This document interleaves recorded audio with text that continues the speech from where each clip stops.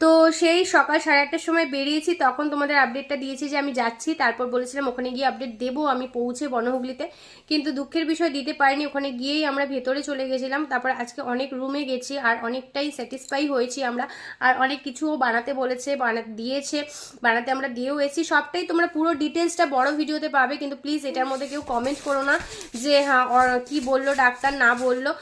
তো প্লিজ এই ছোট্ট ভিডিওতে আমি কমেন্টের অ্যান্সার আমি তোমাদের দিতে পারবো না। কালকে তোমরা বড় ভিডিও দেখো, বড় ভিডিওতে ডিটেলসটা পেয়ে যাবে, আমি সকাল সকাল দেওয়ার চেষ্টা করব।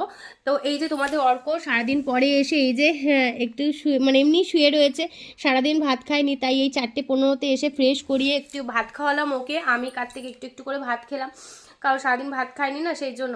তো সেই কারণে এই এখন 5:15 বাজে আর 4:15তে বাড়িতে ঢুকেছি। প্লিজ সরি তার জন্য যে আমি সকাল থেকে কোনো আপডেট তোমাদের আর দিতে পারিনি, সবাই চিন্তায় ছিলে। টাটা, কালকে বড় ভিডিওতে সব পেয়ে যাবে ডিটেলস।